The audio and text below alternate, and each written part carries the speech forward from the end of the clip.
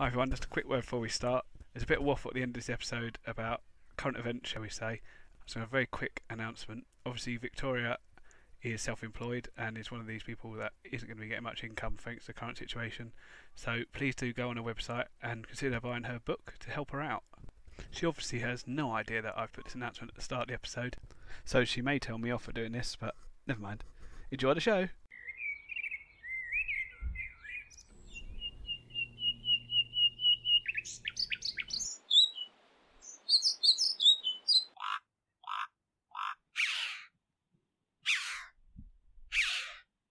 Hey, hello everyone, and welcome to the UK Wildlife Podcast with me, Victoria Hillman.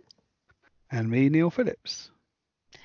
So it's been a little bit of a while since we recorded our last one. I think just generally life, work, and other bits and bobs have got in the way. But we're back, and we've got a really interesting subject for you a little bit later on that we've been working on. And I'm pretty sure a few of you probably picked up what it is from our, well, I think not so subtle hints through social media. We've dug deep for puns, haven't we?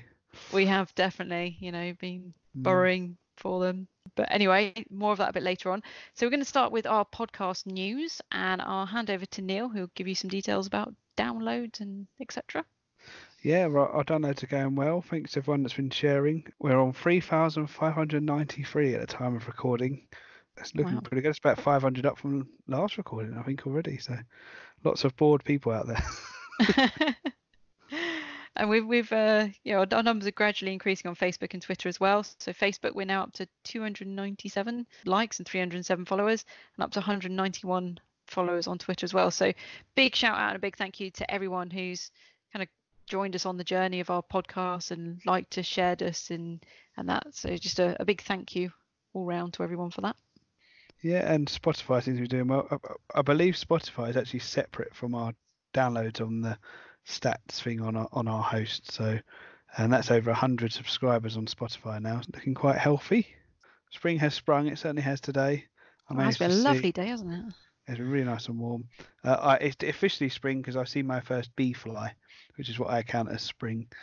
It's nice and, you can keep all your frog spawn and chiff chaff, which I also saw today, but I'm going to stick with the bee flies, which for those who don't know are they look a little bit like a bee, as you probably guess. They're little sort of light brown, fuzzy things, and they've got a big long black, I suppose rostrum is the word, long black tube for a mouth. Excellent little things that hover around. You'll probably see one in the next few weeks if you go outside, if we're allowed outside. Yes, and they're in a lot of gardens as well, so you should be allowed there. But yeah. So yeah, I mean, we've definitely got them in the garden here, and I actually saw my first bumblebee today, and it was a female white-tailed bumblebee. Oh, lovely. Yeah, it's really, really lovely to see her around, and seen loads and loads of reports of frog spawn, toad spawn. I think following on from our previous episode where we discussed frogs and toads, it's been interesting reading people's reports where they've had frog spawn, then there's been nothing, and then a week to 10 days later there's actually more frog spawn. So it does seem to be a little bit sporadic, but I think that probably maybe coincides a little bit with we've had warm wet spells and then it's gone cold and it's gone warm again. Great news is that we finally have frog spawn in our pond, and quite a lot of it actually. This year we've got the most frog and toad spawn we have ever had in that pond, which is fantastic news.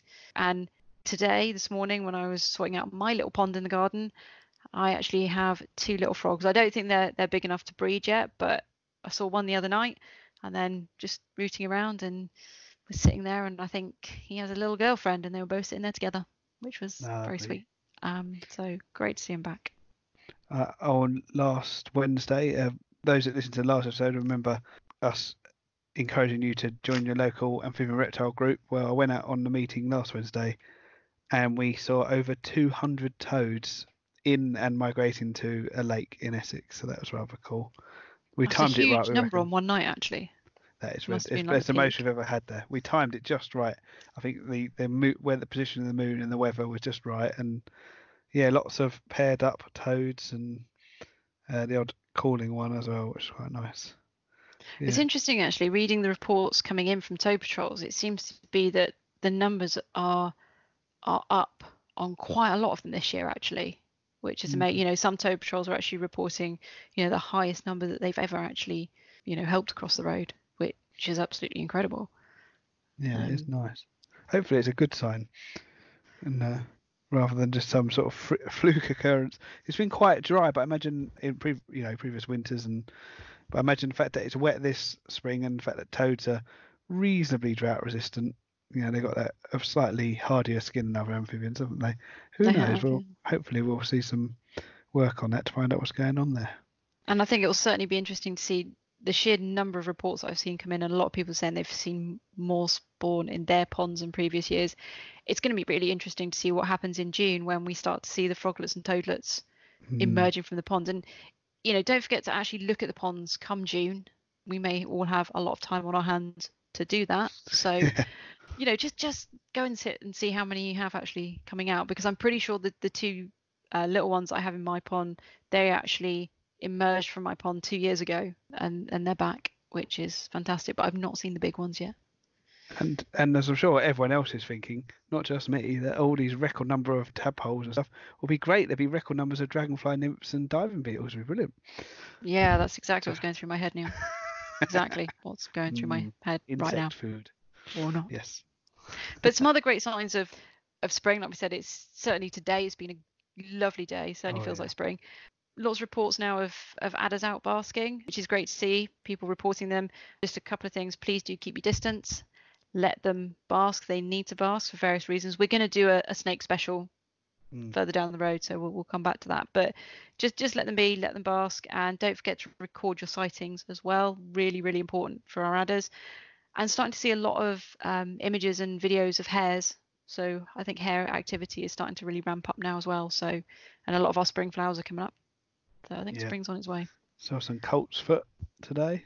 That was a rather nice little spring yellow flower. And there was a pair of kingfishers, or at least I think there was a pair and at least one interloper chasing each other around on the river today, which was absolutely fantastic to see. You know, I swear I saw a dragonfly the other day. What, a big one? Yeah. That could be a vagrant emperor wandering through. That'd be the most likely this time of year. I mean, it was a sunny day, and I just don't think that it could have been anything else, to be honest. And I swear it was a kingfisher. Not a kingfisher, a dragonfly. Sorry, I swear. Wow. But there we go. It was a flyby. Yeah, at this time of year, I still think it's a bit early for a hairy dragonfly. So it probably would have been a vagrant emperor. That's rather excellent. So there we go. Ooh. Right, yeah, should we move on to a bit of news? Some stories now. Obviously, we've been trawling the news, trying to find some wildlife news to share. I think, probably quite rightly so, at the moment the news is very much full of the COVID-19. So we've not found that many news stories, but you know we've got one to share with you, which we've known about, but we didn't share last time, so we're going to share with it tonight. And that is the news that came out. I think it came out a while ago now, didn't it, Neil, about this? Yeah, certainly last week at least. Yeah, I mean, it is probably about a week old, I would say. The government's looking to phase out badger culls and replace it with vaccines instead. Yeah. Now one of the issues, badger cull is one we've got to cover. It's a whole episode in itself. One of the issues with bovine tuberculosis, remember it's BTB is bovine tuberculosis, not badger tuberculosis, as some people seem to think it is. They can't vaccinate the cattle. Well, they can vaccinate the cattle, but one reason they don't vaccinate it is because we don't have a test that allows us to see if they have tuberculosis, if they're a carrier, if the cattle's been vaccinated. So if the cattle's been vaccinated, it gives a positive reading whether they've got bovine tuberculosis or not. Now they've developed a test that can detect bovine tuberculosis in cattle that have been vaccinated, and so that's quite a nice breakthrough, and everyone's celebrating, saying how wonderful it is. And you know, you can see on the outset all the headlines where, you know, cull to be phased out, and the government has promised to phase the cull out, which is good news until you dig down into it. And from what they're saying, the government might still expand the cull. They'll continue with it for 5-10 years, they've been saying. Yeah, it's not quite celebration time, put it that way. Still loads more badgers are going to be culled. And, But I think maybe it's a baby step in the right direction. Oh yeah, definitely in the right direction. But it's call it a baby step in the right direction. But I think there's going to be a lot more development with the story, you know, as you suggest. But there was lots of prominent figures, shall we say, even popping the champagne corks as if we've won, but we're a million miles from that in my view. After the pathetic sentences given out to those people that shot the sparrowhawks last episode, there's the story of a fisheries owner that decided to take matters in his own hands, set loads of traps for otters, which is illegal in itself, and then went and got his rifle and shot it in the head in front of a load of witnesses. And obviously he got caught. Basically, he got a jail sentence for 2 months for shooting the otter. At least that's sending the right message. If you start killing otters, you're going to go to jail.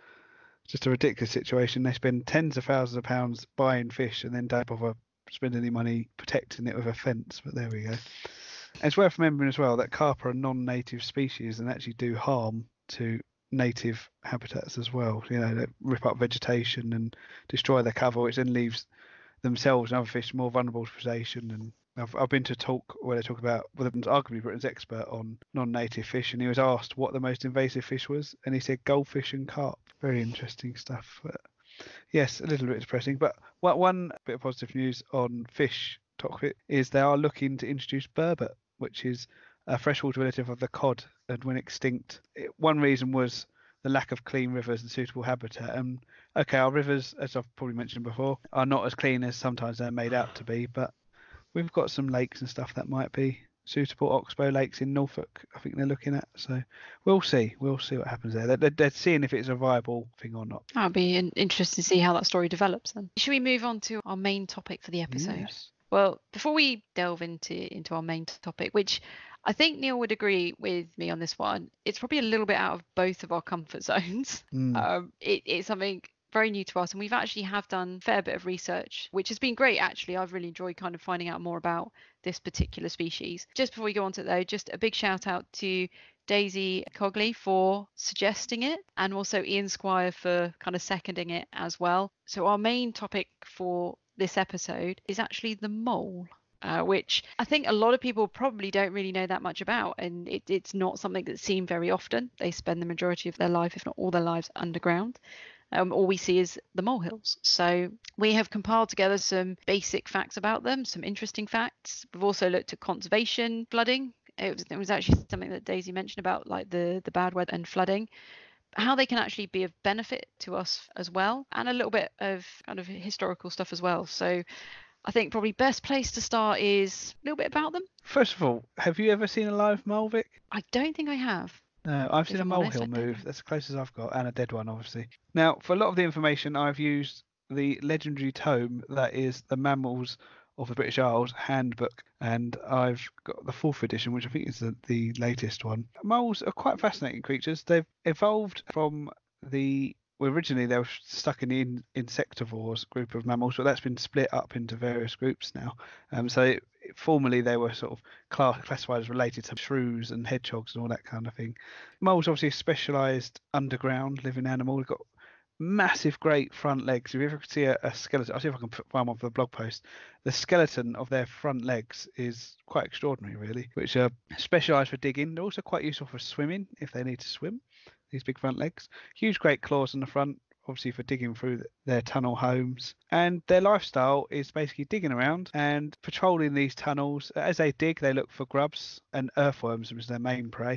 They can make up to 100% of their diet in some areas. Digging around, and they'll pick up any food that drops into their tunnels. So they keep patrolling these tunnels, picking up any food they find. They're territorial, so they tend to just stick in their territory and won't let other moles into their territory. Obviously breeding season, there's a little bit more tolerance. They don't tend to fight very much, the moles. One will smell the other one, and the less dominant one will back off. And obviously they have that lovely velvety mole skin fur, which has been used by humans for various things. They have been used as book covers, and actually at the beginning of the turn of the century they were trapped predominantly for their pelts, for also clothing as well. I mean, they're really quite interesting. I mean, they'll be into their breeding season now. Their breeding season generally runs February to June. They're about 3 to 4 young on average. Average lifespan is about 2 to 3 years. He says only a very small percentage of them actually survive to adulthood. Once an adult is got its own territory, it tends to be fairly safe from predation, which causes about half the deaths in moles. Only 1% reach 6 years, so that's sort of the maximum age. The major cause of mortality are starvation. So if you're a young mole dispersing, you have to get away from your adults, but you might not find a territory to live in. And of course, while you're looking for a new territory, you can get eaten by tawny owls, buzzards, stoats, Obviously, cats take their fair, or more than fair share, I suppose, along with dogs and tawny owls. Apparently, in summer, June, July, they can make up quite a bit of the tawny owl's diet. So it's Yeah, probably worth saying at this 45%. point is when the young disperse, they actually tend to disperse above ground. Yeah, they got a 68% mortality in their first year. I Oh. suppose it's not that uncommon in small mammals, is it? But they are fascinating little creatures. I'd love to see one actually one day. Yeah, me too. Oh, I have a friend once who actually had to video the mole because people wouldn't believe it was alive. In fact, most of the mole pictures you see are dead moles that have been posed. I could believe that, to be honest. Yeah, I was told that many years ago when I started photography. Mm.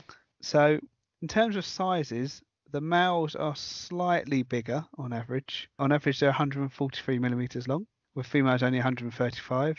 That's not including the tail. And the males can weigh just over 100 grams, and the females would be sort of 80 grams, 85 grams generally. A little bit of size difference there. And they aren't completely blind, although a lot of people say they are. It's not as good as our eyesight, obviously, because they live underground. They don't need them so much. And you'd think they'd have really good hearing, but their hearing is sort of a standard level for mammals. They haven't got any extra sensitivity or extra range in their hearing, but their sense of smell is their main sense. So they communicate with each other by scent, and they sniff out their prey by touch and by smell. In fact, their relative in North America, the star-nosed mole, has what basically ends up being fingers on its nose that it feels with when it's hunting, which is a rather extraordinary looking beast. But I know Daisy kind of posed a few questions to us. If we start with the conservation status of moles, and actually, unfortunately, generally speaking, there's no conservation protection here for them in the UK. That said, they do have very basic protection under the Wild Mammals Protection Act of 1996. And when they've been caught or trapped, which does still go on, they do actually have protection under the Animal Welfare Act of 2006. But that's pretty much the only protection that they have in the UK. So they're not actually that well protected. And interestingly, actually, I think, from doing this, they're not actually that well studied either. There's not that many people doing research or studying them. No, the only figure I've found, again in the Handbook of British Mammals, is they believe there are 31 million in England. Reading round about population, it won't surprise many people that the NFU are moaning that there are too many moles. And we'll talk about their inverted commas pest status a bit later, I think. As an animal, they are really important and they can be hugely beneficial. And I think maybe sometimes, obviously, the only part that we really see of it, and pretty much I guess everyone's seen them, are the molehills. That's the result of them digging out their tunnels, and that's the bit that we see. But as part of that, they do prey on a lot of harmful invertebrate larvae that are underground that can actually be very damaging to our crops and other things. But not only that, by the amount of soil that they actually churn out and dig in their tunnels and making their tunnels and their networks, they actually help to aerate heavy soils, which really helps just with the health of the soil overall. Yeah, so they're kind of like big earthworms, aren't they, in many ways? They help mix the soil as well. Yeah, they do. And it was really interesting. So I was looking up lots of different, trying to find some quirky little things about them. And, I don't know if anyone has the problem of molehills in their garden. I know that certainly around here we don't, because we're on a limestone base. So unless the moles have actually got little JCBs or jackhammers, then we don't generally get moles around here, because you go down about 2 foot and it's solid limestone. If you do live in an area and you do get moles in your garden or molehills, you can actually help the moles by leaving them to dig in our gardens. And once they create those molehills, you can actually then mix that soil from the hills with potting compost and use it to pot up plants in your garden. It's not going to damage the moles in any way, shape or form, but you can actually use some of that soil to then mix with potting compost in your garden and just leave them to dig around. So it's, we can certainly help them in our garden. Looking into the issues with moles, so obviously there's the inconvenience of them making your lawn look a bit messy, which personally I don't find to, chuck a bit of wild seed mix or dig away the molehill like you said. Golf courses don't like them because they dig up and ruin the green and stuff, they say, obviously, but though they probably won't be digging through the green so much, because a lot of people don't realise that the greens on golf courses, although golf courses are generally good for wildlife, the greens on golf courses they actually use wormicide on, because they don't want the worms leaving casts on it. So the moles won't have much interest going through the actual green itself. What the biggest problem they find, I think, is mainly the molehills themselves. If you're cutting grass, it can damage the equipment. And when you're cutting the grass for silage, you get soil in it, which can again cause issues. Although when they've interviewed farmers, it's like 10% of the silage is damaged in worst case scenarios. So it's not that bad. And it can cause issues for sheep and animals, breaking their legs and stuff, falling down the holes. And obviously, if they're digging under the ground, they're going to move roots and uproot plants and stuff. But again, it's only going to be a small percentage of the field. But I imagine, if you've got narrow margins or trying to maximise profits, they're going to be in the way. And until, I believe it was 2006, they used to use strychnine hydrochloride, which is a horrendously nasty poison, to kill them. It basically attacks their nerves, and they'd end up basically having spasms and then basically suffocating when their breathing muscles stop. So it's a horrible way to go. And there's all sorts of problems with other mammals and stuff coming into contact with it and killing them as well. So it got banned in 2006 by the EU. Whether or not it'll still be banned when we come out of the EU, I don't know. Hopefully it'll stay banned because it's not a particularly nice poison. And our old friends the NFU were again against the ban and then moaning that they couldn't use it to control moles after the ban. It's not a very nice poison at all, No. and hopefully that one will stay resigned to the history books. There are humane options. You can get humane mole traps where you can catch them and move them to somewhere a bit more suitable. In terms of their population densities, it will be rather unsurprising to know that you get the highest density of moles where you get the highest density of earthworms from to eat. One study, they were trying to find out if mole density related to soil type, which it does indirectly because obviously earthworm numbers are limited by what the soil type is, so indirectly they are influenced by that. The moles themselves are found across Western and Central Europe. They're not found in the Mediterranean because it's far too dry, and obviously not towards the Arctic Circle because it's far too cold, and you can't really find earthworms in frozen soil. So, and not unless in they've the got UK, little hard hats. Yeah. They're throwing wormsticles. Worm ice cream? I don't know. What would it be? In the UK, they're found across mainland Britain. Some of the Outer Hebrides and all of Ireland they're not found in. And in the Highlands, where it gets too high and too cold, they're either at low density or absent. Woodland's the highest density, followed by grassland and followed by moorland, which is obviously less productive for a lot of animals as well. Yeah, they're great little animals. They are fascinating. I mean, I think just before we move on, because I know one of Daisy's other questions was about extreme weather or bad weather, and got examples of both extremes from a heat wave and also from flooding. But just before we do, I mean, we've mentioned about the trapping, the humane traps that you can buy. Part of the question as well was, are pest control services monitored? I couldn't really find any information directly on that, but that said, now obviously the strychnine's actually been banned now. We're not allowed to use that anymore. The poison they tend to use now is aluminium phosphide, and that it can only be used by trained and licensed operators. So it must be legally approved poison, or it is a legally approved poison, but it can only be used by trained and licensed operators. So I would imagine that there is, to a point, some kind of regulation on those people that use, that certainly using the poison. I mean, I don't know those people that are using the humane traps or the mold deterrent, the ultrasonic mold deterrent, which I've heard don't work. I guess they're not so carefully regulated. I mean, they are subject to animal cruelty laws and stuff, but as with anything, if it's not enforced, is it really there effectively? And I think as well, it's hard to enforce it because some of these things you could probably, the humane traps and I think that the ultrasonic mole deterrents that you buy, probably similar to the ones you can buy for cats, which also don't work. You can actually go online and buy these things yourself.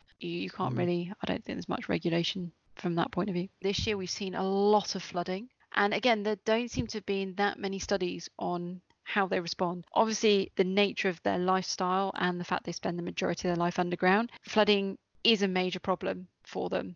It's interesting, they do seem to have evolved an instinct to head for higher ground if their tunnel network starts to become flooded. I mean, I don't know how that necessarily works when you get a flash flood event, because I don't think they get much warning about that. Mass migrations of moles up to higher ground has been recorded in flooding events. One of the other things they can actually do is, so when they form their networks and their chambers and their tunnels in areas that are maybe more prone to flooding, they may actually form very large molehills. Now we're talking about a molehill that can be up to 1 meter in height. Oof. So that is a big molehill, and it is known as a fortress. So it's in areas that are more prone to flooding, and it contains a nest chamber and several radial tunnels, so they can actually kind of lift themselves up off the main ground. 1 meter that's a huge molehill, and they can actually, to a point, survive in there. What effect something like the extreme flooding we've had this winter would have on them, I think we won't really know. I mean, obviously, as well as potential of flooding, flooding out the chambers and drowning, because they are a mammal, they need to breathe air. There's also the food sources. So, what happens when the food sources get drowned as well, or, and the food isn't there for them. So there's the risk of starvation. So I think it's quite a complicated one, the flooding. On kind of heat waves, now we're talking kind of extreme heat waves, and this was from back in 2018. I think if you remember then, that was the year that we had some parts of the country had 8 weeks of high 20s, 30 degree plus weather. It was hot, it was dry, and there were a lot of concerns about a lot of our native wildlife actually that year. It did kill a lot of hedgehogs, frogs, invertebrate species as well. But one thing that I think wasn't really publicized was the fact that they think potentially thousands of moles may have starved to death as a result of the soaring temperatures. And this is simply because they were unable to catch their normal prey, because some of those invertebrates and whatever, they went much, much deeper underground where the moles, wouldn't necessarily have gone in search of them. And it meant that a lot of them were forced to come above ground, and they would have then been more susceptible to predators who would have also been hungry, and if they had young to feed as well, obviously increase there.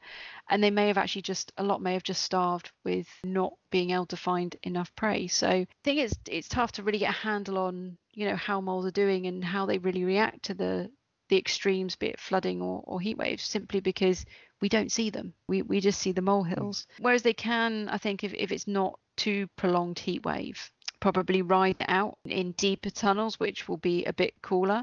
But I think when you get to 8 weeks of 30 degrees and ground that is absolutely baked and cracking, I think there's a point that they probably can't go much further. So yeah, it's kind of both extremes there, but I think it just shows that they're even those little mammals and stuff like that we probably don't even really think about that often, are really susceptible to those massive changes. And if we start to see those changes, we have these really wet, seriously wet, flooded winters followed by really hot, dry summers, will we start to see something like the mole?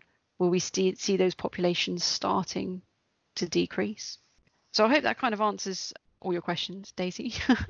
But it's a bit of an unknown one. I mean, certainly for me, I've really enjoyed being able to research about something I don't really know very much about. I mean, I did a lot of amphibian and reptile and invertebrate and actually marine life to a point through my studies, and then did some mammal stuff, but mainly bigger mammals.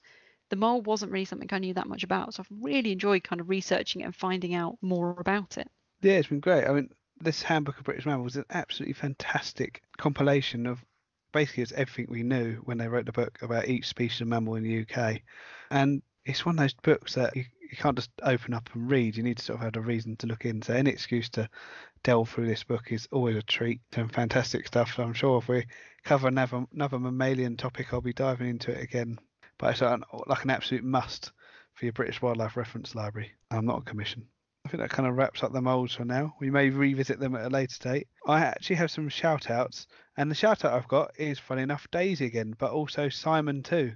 So Daisy, who asked the original mole question, and she asked for a shout out for her and Simon. They're both rangers, I believe, and listen to the podcast on the way to work. So hello. Hi. Hope you enjoy our mole podcast. Yeah. And I think we did we had one other question as well. Or no, we had one other suggestion. And that was from Jack Adam King on our Facebook page. He did actually suggest the wonderful world of fungi. We will cover that, Jack. Do not worry. It will be covered at some point. We may save it for autumn, but we're definitely going to dive into fungi at some point. They're amazing, and not just to photograph. I've mentioned that people have been reviewing us on Apple, but I wanted to mention them by name. So, but obviously it's your username, so apologies. But there's Fiona D345. Alan Jet, I think we know who that is on Twitter. Staffy Boy 12345, Hugo Pickaxe. These are great names. They've all given us, I think they're all 5-star reviews on Apple Podcasts. So thank you so much for that, guys. Wow, that's brilliant. And should you wish to do the same, please do. It always helps us out. Well, I guess I'll make a little announcement. Obviously, worldwide we have this rather not very good situation. I think it's a mild way of putting it, a very British way of putting it. Me and Vic have had a little chat about what we're going to do if here in the UK we do end up getting locked down. I obviously have a family to look after, but we're going to try and up our output a little bit if we can, to give you guys something to listen to. So hopefully that'd be a good sign, good thing, not make it worse for everybody. But yes, But that's our aim. We can't promise anything because we don't know what's going to happen and everything. No, and I said, Neil's got a young family. I've got some personal commitments coming up this I may week, spend and some time writing my pond book finally. I keep saying, maybe I've you had should do lots that, of time. Neil. Oh Maybe God, you should. there's always an excuse not to do it. But I like actually, Neil I got as said, far as opening up the laptop the other night, but I didn't actually write anything. well, hopefully, it's like we said. I think we are very much in an unknown situation for everyone right now, and Neil and I have obviously been chatting a lot about this. We've certainly from my point of view, a lot of events that I had in the next few months are actually cancelled now. Unfortunately, or postponed.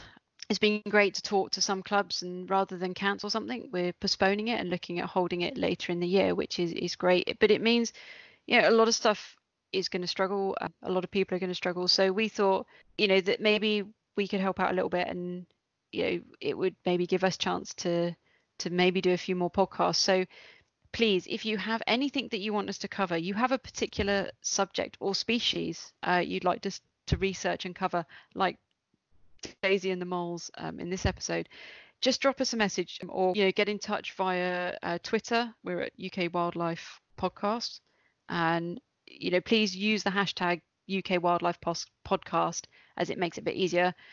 Also on Facebook as well, just pop it on there. If you've got something you want us to cover, again, UK Wildlife Podcast. We'd love to hear from you, and I think it's going to be potentially a very kind of tricky time, especially if we all end up working from home. I mean, I work from home anyway, so it's not really anything new for me, but I know that it can be really, really tough for people if you're not used to working from home and you're not having to work from home. It can be really hard. It's a big adjustment to make. So hopefully Neil and I can help you make that adjustment by covering some wildlife topics for you. It gives me an excuse to get away from my family. Don't say that, Neil. No, it's all right. I don't listen to podcasts anyway.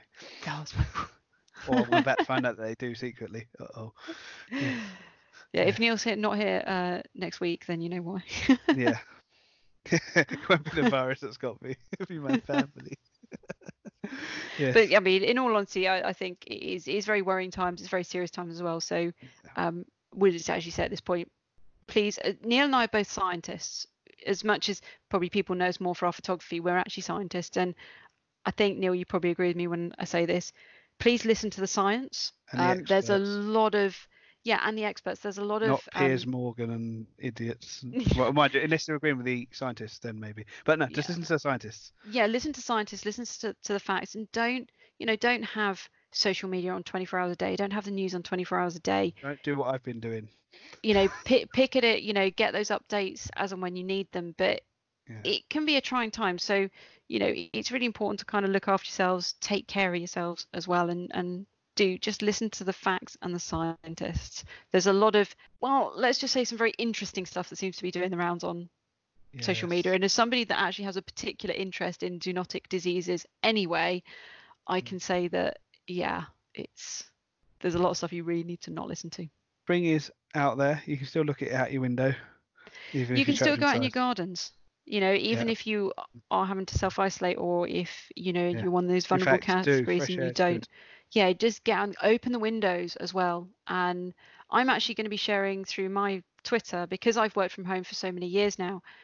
I'm actually going to be sharing a few little tips that might help you when you're working from home. And I actually put one up today, and something as simple as having a houseplant or a couple of houseplants in your office can really help lift the mood. Particular species of them are actually very good for purifying the air in your home as well. So, there are lots of things that we can do. And if you've got a garden, get out in it, get out, enjoy it. Maybe now is the time to redesign your garden and make it more wildlife friendly. I know that's what we're going to be doing. So, there's things to keep going. Also, they've got the cool Marvel 90s cartoons coming out on Disney Plus, which launches next week. Woo! That's Neil sorted then. I'll be redesigning my after I get through this week, I'll be redesigning my garden. I'll be introducing my 4-year-old to the wonders of the 90s Spider-Man series. It's going to be great. But also nature and stuff, which is what people are here for. and fresh air, I think, Neil, get her out. Frogs, bugs, everything. I mean, I can't say exactly what's going to happen. I'm in a fairly fortunate situation that I work in an office on my own in a private nature reserve. So depending on what the restrictions say, I may still be able to share some sort of nature outdooriness with everybody. So I'll be trying to make a mission to do that if I can. So yes, watch this And space, I guess. it would actually be really great to hear from our listeners as well, like what you're doing that's Yeah. nature related during Um, this time as well. I'm gonna. Oh, do you know what? Maybe we'll at least mention. There's a couple of. If you look on my Twitter feed, there's a how to find water bears or tardigrades, or is it moss piglets they're calling them as well? These fantastic little creatures using a That's the best microscope and some name. moss. And I'm also gonna. I keep meaning to do it, and maybe I'll finally get around to doing it. How to find hydra, which is quite a Do fun it. little thing to do. Especially, Yeah. I mean, I say it's fun to do with kids. It's fun to do as an adult. You know, Yeah. don't let the kids all the fun. But that's another plan I've got to do. So maybe we'll do like a mini podcast on Hydra or something if I do that. So lots of ideas. If you fancy Yeah, any of and I them, think, you know, both Nia and I will be sharing different Mm. tips and tricks and that to basically just help you through. And if you've got any, please do, you know, share them on our pages as well, because we would love to hear from you. And I think, you know, the best thing that we can do is really help each other out right now. And, you know, I think it will be great for nature, actually. I think potentially could be a good time for nature. Yeah, give us a message first. But one idea we have looked at is perhaps, you know, getting our audience to record a little clip of what they've seen, and if you've got a half decent microphone, do a little recording of what you've seen or what ideas, things people can do and stuff, and send it in. But just give us a message first, and we'll walk you through it if you want. and you know, we'll definitely share it as well. So if you've got We'll any, put it in the podcast certainly if we can and stuff. So yeah. if you're Okay. doing stuff in your garden, let us know as well. Yeah. Share. Right, I think that's it. We've waffled a lot at the end there, but all good waffle, hopefully. So Yeah. I guess it's goodbye for now from us. Yeah. So take care, everyone. Look after yourselves, and Yeah, we've mentioned where to find us on Twitter and stuff. So in the previous episode, so we'll skip that this time because we've waffled too much already. Okay, guys. See you next time. All right. Take care. Bye.